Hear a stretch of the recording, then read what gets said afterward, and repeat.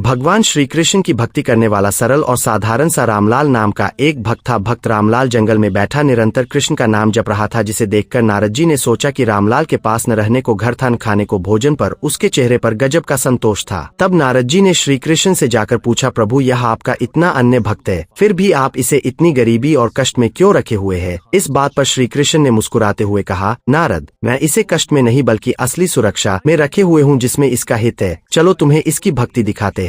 भगवान ने रामलाल के सामने प्रकट होकर कहा, पुत्र मैं तुम्हारी भक्ति से प्रसन्न हूँ, मांगो क्या चाहिए, धन, राजपाट या स्वर्ग का सुख? रामलाल ने आंखें खोली और शांत भाव से बोला, प्रभु यदि आप प्रसन्न है तो बस इतना कीजिए कि मेरी इस फटी हुई चादर को सिलने के लिए मुझे एक सुई दे दीजिए। नारद जी हैरान रह गए कि रामलाल ने साक्षात भगवान से केवल एक सुई मांगी। जब भगवान अंतर्ध्यान हो गए तो नारद जी ने रामलाल से पूछा, मूर्ख तूने राजपाट क्यों नहीं मांगा? रामलाल हंसा और बोला, देवर्षि अगर मैं राजपाट मांगता तो मेरा ध्यान उस राज्य को संभालने में लग जाता और मैं अपने कृष्ण को भूल जाता। अभी मेरे पास कुछ नहीं है, इसलिए मेरा पूरा समय और मन केवल उन्हीं में लगा रहता है। मैंने सुई इसलिए मांगी ताकि मैं अपनी फटी चादर की सिलाई करके फिर से उनके भजन में लग जाऊं। कई बार भगवान हमें वह चीज नहीं देते जो हम चाहते हैं, क्योंकि वे जानते हैं कि वह चीज हमें उनसे दूर कर देगी। भक्ति अधिकार नहीं, समर्पण है। कृष्ण उस भक्त को प्रतीक्षा करवाते हैं जो यह सोचता है कि उसने बहुत पूजा की है इसलिए उसे फल मिलना चाहिए, लेकिन वे उसके अधीन हो जाते हैं जो सब कुछ उन पर छोड़ देता है। जैसे ही भक्त के मन में सवा अर्थात मैं और मेरा समाप्त होता है, वैसे ही वहाँ कृष्ण का प्रवेश होता है। भक्ति के बारे में एक प्रसिद्ध पंक्ति है, मुक्ति मांगत सब फिरैन, भक्ति न मांगे कोई। जो कोई भक्ति को मांग ले तो मुक्ति दासी होए। अर्थात पूरी दुनिया दुखों से छुटकारा अर्थात मुक्ति चाहती है, पर कोई भगवान का प्रेम अर्थात भक्ति नहीं मांगता।